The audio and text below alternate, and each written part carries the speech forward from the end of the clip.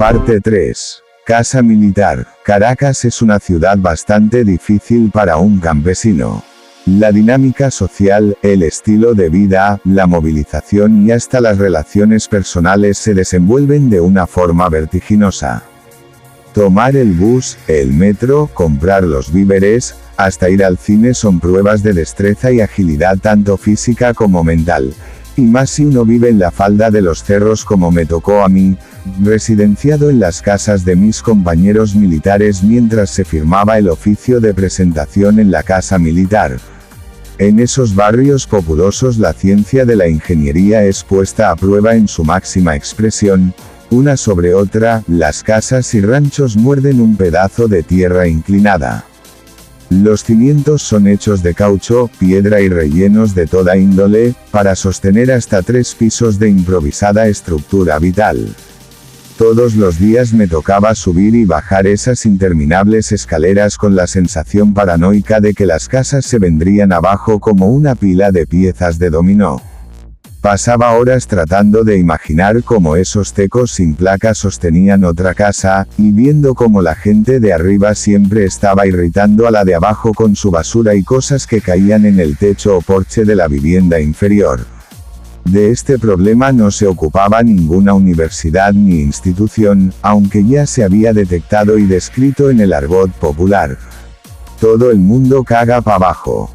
Luego de recibir el oficio para la presentación me sorprendió que se escogiera el famoso Puente Llaguno como lugar de encuentro para los 40 compañeros de armas que habíamos sido preseleccionados. Sentí la historia de Venezuela recorriéndome los brazos. Era la verdad pegada al rostro como una araña traslúcida que me mostraba, en ese pedazo de concreto y hormigón, el montaje televisivo de una supuesta masacre que a todas luces estaba ocurriendo en otra locación. Pero los medios presentaron una versión de vídeo en los que se mostraba a unos pistoleros disparando hacia abajo, y gente cayendo muerta en la calle que estaba supuestamente en esa dirección. Pero nada dijeron cuando salió otro vídeo con una toma abierta de los hechos, en los que se veía a los pistoleros disparándole a los cuerpos policiales, en respuesta de las ráfagas y metrallas que estos les dispensaban. Los periódicos y libros que había leído, que mencionaban el evento de abril en el 2002, no hacían mérito a la verdad. Ya habían pasado 2 años de aquellos funestos días y el intendente del regimiento de la Guardia de Honor, moreno cejudo y de anchas muñecas, nos preguntó: ¿saben ustedes dónde están parados? Sobre una mentira respondí: no se esperaba el regimiento de la Guardia de Honor Presidencial, una inmensa edificación de color blanco donde hacen vida algunos de los soldados que se encargan de prestarle seguridad al presidente. En el segundo piso funcionaba la compañía Caracas, que era una representación de la Guardia Nacional en casa militar. Pasaron pocos días para ir viendo cómo funcionaban las cosas, pero mi interrogante era dónde estaba el presidente. En medio de tanto lujo nuestra vida no era para nada lujosa, nos ocupaban durante todo el día y toda la noche en un sinfín de tareas, a veces importantes y otras tantas insulsas. Muchos de mis colegas se quejaban del poco descanso, los turnos esquizofrénicos que nos imponían y la variedad de maltratos a los que se sentían sometidos. A cada tanto nos reunía el capitán de la compañía y con un gesto condescendiente nos interpelaba: levantar la mano quienes no quieren estar acá. Y para mi sorpresa, cada vez que hacía esta pregunta, varias manos se alzaban y se iban a otro destino aquellos compañeros a los cuales no juzgo que no aguantaron lo que yo sabía de antemano que estaba pasando. Se trataba de un filtro de lealtad hacia el comandante Chávez. Yo de aquí no me voy, pensaba durante las tardes en que me tocaba servir en la cantina. Mi propósito era estar cerca del comandante y esta era mi única oportunidad. Cumplía las instrucciones sin chiflar, jamás apretaba el entrecejo cuando los superiores me daban órdenes y trataba de que mi trabajo o desempeño fuera impecable, para cumplir el sabio consejo que me dio mi padre cuando salí de casa. Hijo, si quieres triunfar en la vida, trabaja duro y sé humilde, deja que tus hechos hablen por ti. Una mañana soleada, después de los servicios del cuartelero, observé el desplazamiento de la banda de guerra hacia el otro edificio y le pregunté a un compañero para dónde iban, y me dijo que se dirigían a presentarle honores al presidente. No me separé de la ventana hasta que salió el comandante Chávez, y una vez que le presentaron los honores se montó en la caravana presidencial donde se perdió de mi vista. Literalmente hablando estaba a pocos metros de mí. Objetivo. El camino había sido largo y acá en Caracas, alejado de mi familia 6 meses tenía ya sin verlos, las metas empezaban a tomar cuerpo y forma. Mis superiores me tenían por varón esforzado y valiente, cosa que allanaría el camino para ser recomendado para trabajar en la caravana presidencial. Pero no pasaría mucho tiempo antes de que se presentara otro desvío en mi camino. El propio comandante Chávez dio la instrucción de escoger unos escoltas para prestarle seguridad a su hijo Huguito en la residencia presidencial La Casona, situación que me alejaba de la caravana porque ahora me esperaba el batallón de custodia acantonado en La Casona. Mi primer encuentro con el presidente. Yo estaba muy desilusionado por la misión que me dieron. Cuidar al hijo del presidente era un trabajo muy honorable, pero no era lo que yo me había propuesto en un principio. Sin embargo, ¿quién puede comprender los caminos de Dios? ¿Quién puede sondear las estrategias que el Altísimo tiene para nuestra vida? Uno hace sus planes, pero es Dios quien alinea las cosas con un cálculo perfecto para que en nuestra vida brille la gloria de nuestro Creador. Y fue así como una tarde, en el área privada de La Casona, se acercó una camioneta a poca velocidad hacia el garaje donde yo estaba, y se bajó alguien. Era el comandante Chávez, y por vez primera lo veía totalmente solo. Se acercó a la puerta donde montaba guardia.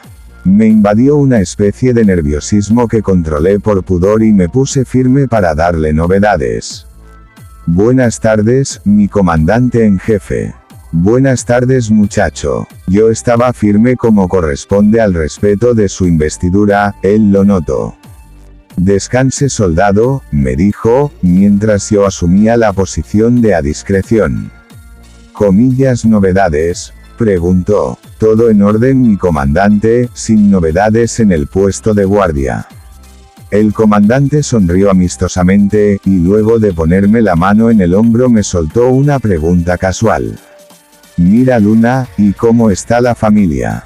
Aquella pregunta significó mucho para mí, no tanto que preguntara por mi familia sino la mención de mi nombre antes de hacerlo. La sabiduría de mi papá había quedado comprobada, mis hechos hablaban por mí, un presidente se sabía mi nombre, y para ello, por fuerza, era menester que lo hubiera escuchado varias veces, o hubiera preguntado quién era yo. Por supuesto que había muchas novedades que pasar acerca de mi familia, pero la disciplina no me dejaría hacerlo, aunque estaba totalmente solo y sin la presión de los ayudantes y edecanes, que le hacen a uno señas detrás de él para que los militares de rangos menores no hablemos con el comandante en jefe. De modo que en ese instante me consolé con las palabras de Salomón que dicen, todo tiene su tiempo, y todo lo que se quiere tiene su hora bajo el sol. Y volviendo a la posición firme respondí su pregunta. Sin novedad mi comandante en jefe. Y al hacerlo, aquel digno mandatario me miró a los ojos comprendiendo mi actitud. Me palmeó el hombro y extendió los brazos en dirección de su nieto que venía corriendo a saludarlo. Escolta presidencial. Después del brevísimo encuentro con el comandante Chávez, una fresca mañana caraqueña me enteré que por instrucciones del mismo presidente se había mandado a retirar la escolta privada de La Casona, y los que allí servíamos debíamos ser reasignados. ¿A dónde nos van a trasladar?, le pregunté a un teniente. Ustedes se van al sótano, me respondió. ¿Cómo es eso, mi teniente, o dónde es? Chico, y tú no querías ser de la caravana presidencial. Esa es la meta. Bueno, ustedes van a reforzar el primer anillo de seguridad del presidente, ahora que estamos en campaña, el comandante no solo quiere a los mejor preparados, sino a los más fieles en la unidad de seguridad y protección presidencial. Me fue harto difícil conciliar el sueño aquella noche. Así nomás se había cumplido mi principal objetivo, ya era parte de aquel equipo que me impidió acercarme al comandante cuando no era más que un joven entusiasta. Recordé la historia de mi vida, cómo me fui del campo, la escuela militar, los ascensos lentos y forzosos, el sacrificio, la pobreza, ¿por qué no decirlo?, en que los militares de bajo rango vivimos. Repasé cada curso y adiestramiento militar que me dieron y aquellos en los que me inscribí por iniciativa propia, para aumentar el chance de que me escogieran para este trabajo. Y el teniente no jugaba, en verdad nuestra unidad tenía por centro de operaciones el sótano del edificio administrativo del Palacio de Miraflores, que también se usa como estacionamiento de los vehículos que trasladaban al comandante Chávez.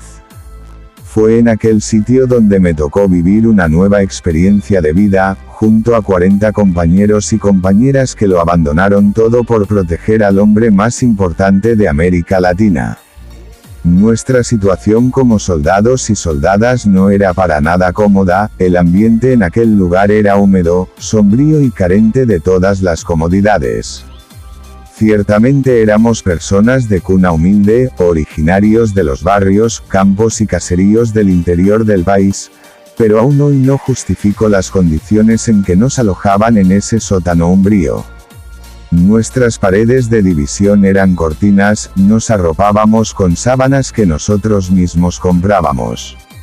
En escaparates de hierro oxidado almacenábamos nuestras pertenencias, y aquellos compañeros que venían de los cerros de Caracas, debían bajar en la madrugada sorteando toda clase de peligros y situaciones difíciles para estar a tiempo en su lugar de trabajo, algunas veces llegaban tarde, justificadamente. Se podía percibir un fuerte contraste, una cosa era lo que se veía en los actos y la televisión cuando salían algunos escoltas junto al comandante muy bien presentados, y la otra era la vida de esos escoltas bajo el Palacio de Miraflores. Solo unos cuantos oficiales y ayudantes privilegiados tenían la posibilidad de adquirir a través de sus influencias apartamentos en las áreas adyacentes al palacio o en la Gran Caracas, pero la mayoría de nosotros no podía acceder a tales beneficios. Sin embargo, el ánimo de trabajo era impresionante porque la mayoría de los escoltas estábamos ahí por el comandante Chávez y su grado de patriotismo, porque su lucha era nuestra, y eso nos inspiraba para continuar ahí por encima de cualquier obstáculo. Luego de varios días de entrenamiento y familiarización comenzamos de lleno en el primer anillo de seguridad presidencial, y no podía debutar de una mejor manera que en mi tierra, donde nos esperaba la colocación de la piedra fundacional de la Ciudad del Acero en Ciudad Piar, del Estado Bolívar. Salimos en caravana de avanzada, que no es otra cosa que un equipo de hombres que se va una hora antes a asegurar el sitio donde llegará el presidente al evento o actividad. Se trataba de un chaparral muy parecido a los de la Lanza. El helicóptero presidencial descendió y un polvorín se levantó desde el suelo y nos ensució la ropa porque andábamos vestidos de civil. Se desarrollaba el programa, Aló Presidente, número 255. El comandante saludó al pueblo con su carisma y alegría características, deteniéndose especialmente en los trabajadores. Y el pueblo, como siempre, no perdía la oportunidad para alertarlo de los grandes problemas y contradicciones que había entre sus instrucciones y lo que hacían después sus subalternos. Desde lejos le levantaban los brazos y gritaban consignas como, "Fuera Rangel". Y como yo conocía la realidad de la región, sentía indignación contra el gobernador y apoyaba las exigencias del pueblo. Pero el comandante le hizo caso omiso a estas advertencias, y aún no me explico por qué. En la mañana siguiente debíamos abordar los helicópteros presidenciales para regresar a Caracas. Los pilotos aguardaban por nosotros en la pista del aeropuerto del complejo hidroeléctrico de Macagua. Pero los escoltas nos retardamos un poco mientras desayunábamos a orillas del inmenso lago. Nos pareció extraño encontrar a los aviadores sonrientes, y yo pude percibir que algo no andaba bien.